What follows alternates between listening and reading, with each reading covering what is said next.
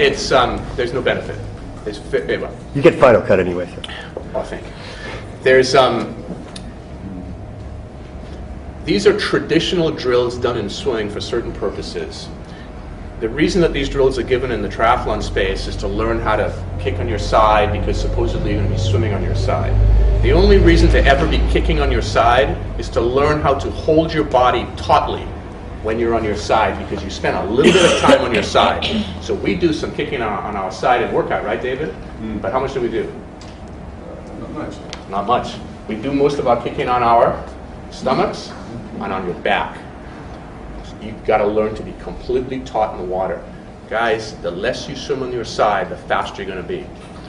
I have seen too much coaching around where people are trying to teach people that are now learning to swim, or in that 40-minute, you've got your 40-minute milers and slower, kicking on your side. You can't get across the pool because it's too hard to do. It's a very, very advanced drill.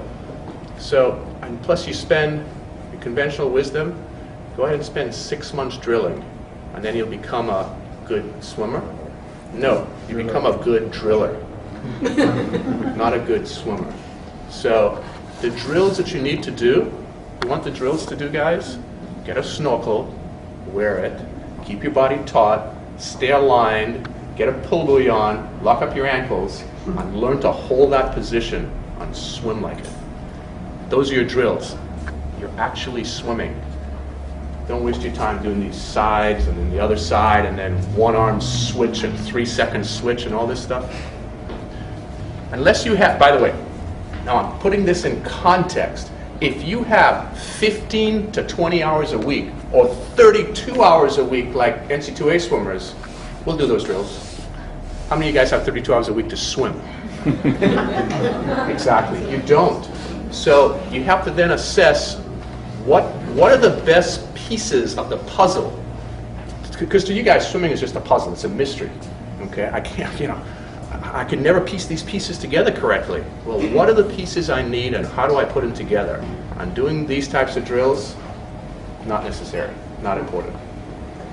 Anybody have specific questions on drills? Yes, sir. Not on drills per se, but on the drilling with the snorkel. I find that when you put the snorkel in the buoy, it feels fantastic. It's great. The second it comes off, all hell breaks loose. For me, I don't know about others. Is that just a matter of training and just the amount of time swimming and they will at some point come together, or is there always going to be that? This is a great question. It's one that I didn't plan. The reason we do it with the snorkel and the buoy and the ankle band is to start creating muscle memory imprints over and over and over. And then we take the equipment off and we actually get a few strokes good. Yes. So not quite everything falls apart. We get a few good strokes and then we fall back. And then those few strokes good become 6 strokes good. And then they become 8 strokes good. And then 12 and 15 and 20. It just takes time.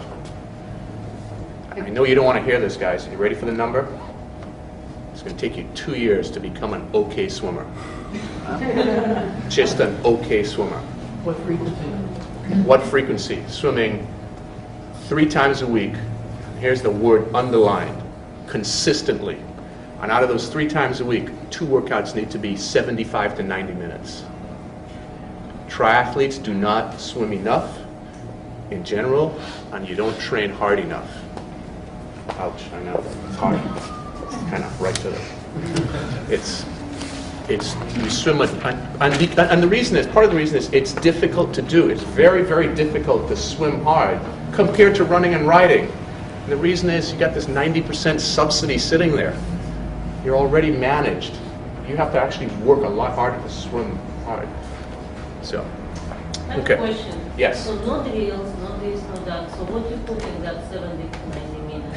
You just swim? It's a wonderful question. No drills, no this, no that. What do you do in these 90 minutes?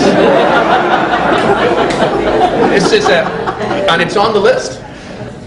It's on the training list. Workout length, how do you compose a workout? Which is, what do you do? So, here's the formula. A workout, let's take a 90-minute workout.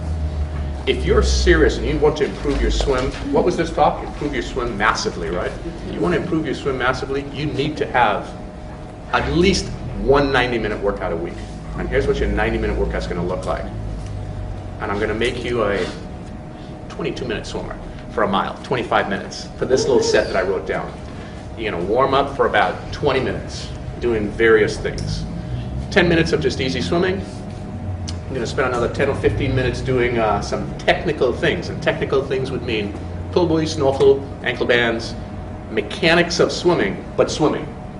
You might do some kicking, learning to hold your body tautly, might put some fins on you, hands above your head, learning to be long and skinny, but moving. We're not going to be kicking on your sides and doing switch drills. 20 to 25 minutes in, we're going to throw you into a main swim set that's going to be about an hour long. Here's your main swim set, 4 times 1,000. 4 1,000s. Number 1, you're going to pull them. Put your pull buoys on and your snorkel and your ankle band. You're going to swim. You're going to take the first one and slice it up into quarters. We've done this workout a lot of times. Number 1, first 1,000, 4 times 250. Broke it into quarters. Now this may be scaled back for some of you guys that are swimming 40 minutes. You may be swimming 4 600s. Another group may be swimming 4 800s. A fast group may be going 4 1,000s.